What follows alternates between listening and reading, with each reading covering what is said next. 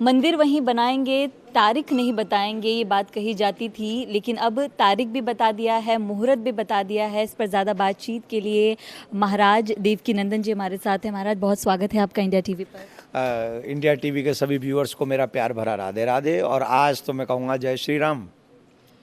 क्या कहेंगे, प्रधानमंत्री अयोध्या पहुंचे हैं, वहां पर तमाम परियोजनाओं की शुरुआत की जा रही है। 22 जनवरी को लेकर पूरी तैयारियां पूरे भारत में चल रही हैं। देखिए, ऐसा प्रधानमंत्री भगवान कृपा करे कि मेरे देश को जब तक ये देश रहे ऐसा प्रधानमंत्री इस देश को मिलता रहे, जो जिस धर्म में वो हैं, सनातन में, उसको वो स्वीकार करते हैं, उसे वो पालन करते हैं, उसे वो इग्नोर नहीं करते हैं और उसे सनातनी होने में दिखाने में उन्हें कुछ झिझक नहीं है। जो उससे पूर्व के प्रधानमंत्रियों को सिर्फ अटल जी को छोड़ दें तो हुआ करती थी। तो ऐसा प्रधानमंत्री जो राम मंदिर के निर्माण में, भूमि पूजन में, उनके एयरपोर्ट के इनॉग्रेशन में खुद जाते हैं, वहाँ पहुँचते हैं, यही सनातन परंपरा है। और हम ये कहते हैं यथा राजा तथा प्रजा। जिस देश का राजा जैसा होता है प्रजा भी वैसी होती है। अगर राजा धर्मात्मा होगा तो प्रजा भी धर्मात्मा होगी, और राजा व्यभिचारी होगा तो प्रजा भी व्यभिचारी होगी। तो राम मंदिर का काम लगभग पूरा हो चुका है। अगर बात करें हम मथुरा की, तो वहाँ पर भी एएसआई सर्वे की अनुमति दे दी गई है। कितना ज़रूरी मानते हैं कि जल्द से जल्द उसको लेकर भी कार्रवाई, और कोई समय सीमा उसकी उम्मीद करते हैं आप? मैं कह रहा हूँ इस दिसंबर में राम जी आ रहे हैं, मतलब जनवरी में, दिसंबर एंडिंग में हम और आप बात कर रहे हैं, और अगले दिसंबर एंडिंग में फिर हम और आप मिलें, और 22 जनवरी को अगली को, इससे अगली मतलब 25, तब मेरे भगवान श्री कृष्ण पधार रहे हों। समय सीमा हमारे यहाँ कहते हैं देर से मिला हुआ न्याय भी अन्याय है, और मोस्टली सनातनियों को न्याय देर से मिलता है। 500 साल बाद मिला है ये न्याय जितना जल्दी हमको मिल जाएगा उतना ही हम प्रसन्न हो पाएंगे या सनातन संस्कृति आगे बढ़ेगी। तो अगली बार मथुरा जन्मभूमि का निर्माण होना ही है, और जब तक नहीं होगी तब तक हम जनजागृति सनातन यात्रा करते रहेंगे। हम जहाँ जहाँ जा रहे हैं लाखों लोग चाहते हैं कृष्ण भूमि का निर्माण हो, तो वो होना चाहिए। तो कह रहे हैं कि 2024 तक मथुरा में भी मंदिर बनकर तैयार है। ये मेरी इच्छा है, बाकी का आगे तो जो सुप्रीम कोर्ट कहेगा, जो कोर्ट कहेगा, हम उसे फॉलोअप करेंगे। अगर बात करें तो आपने मुद्दा उठाया जामा मस्जिद का, उसको लेकर क्या कहेंगे? याचिका भी दी गई है आपकी तरफ से, मामला कोर्ट में है।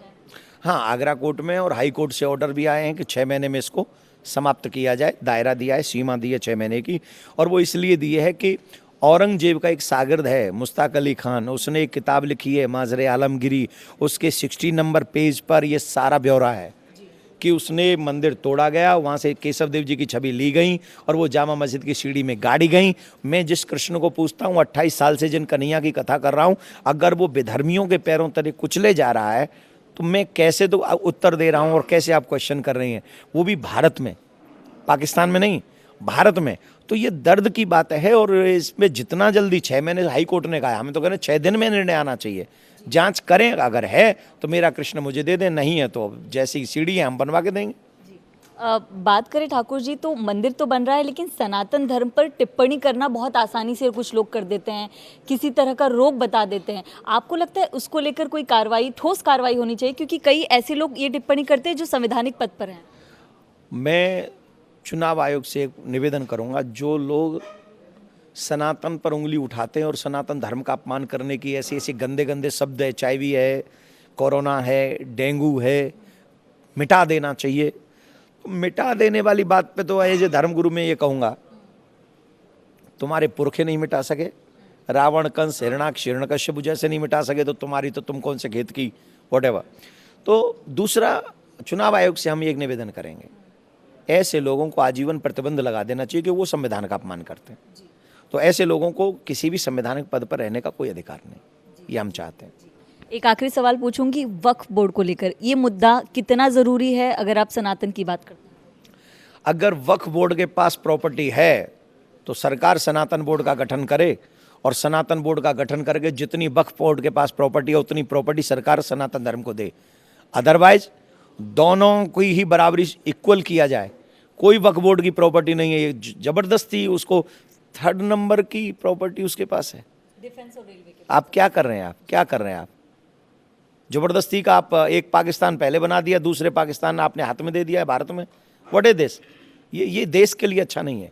हम यही चाहेंगे कि बराबर का जो, ठीक है तुम्हें पूजा के लिए चीज़ चाहिए तो इतनी इतनी जगह रखो, बाकी का तुम्हें हजारों एकड़ रखने की क्या ज़रूरत है। सरकार को वो ले लेनी चाहिए। अगर सरकार वो नहीं लेते हैं तो सनातन बोर्ड का हम गठन करेंगे। सनातन बोर्ड का गठन करेंगे, जितनी प्रॉपर्टी वक्फ बोर्ड की है उतनी प्रॉपर्टी फिर हमें दे और हम गुरुकुलम इत्यादि मंदिर वगैरह बनाएंगे। धन्यवाद। जहाँ जहाँ जाकर आप सनातन यात्रा करें वहाँ पर लोगों को वक्त के बारे में भी समझा रहे हैं, बता रहे हैं? सब विषय बता रहे हैं। मथुरा कृष्ण भूमि बता रहे हैं, जामा मस्जिद बता रहे हैं और ये वक्फ बोर्ड के विषय में भी बता रहे हैं। हमारी बेटियों के 36 टुकड़े ना हों ये भी समझा रहे हैं। हमारे बच्चों को कैसे बचाया जा सकता है, आने वाली संस्कृति को कैसे बचाएं, लोगों से कैसे बचाएं जो गिद्ध की तरह आंखें टिकाए बैठे उनसे कैसे बचाएं, ये सब बताते हैं। ठाकुर जी क्या कहेंगे, राम मंदिर का श्रेय किसको जाएगा? ये श्रेय मीडिया को जाएगा। मीडिया वाले बहुत कार्य करते और उन्होंने भी बहुत अच्छा कार्य किया, इसलिए सरकार को ही जाएगा। सरकार ने इतनी मेहनत की है, सरकार ने इतना प्रयास किया है। सरकारें पहले भी थी, राम मंदिर नहीं बना, अब बन रही है, इसका मतलब सरकार ने अथक प्रयास किया। कैमरा पर्सन विमल सिंह के साथ मैं नम्रता दुबे, इंडिया टीवी मुंबई।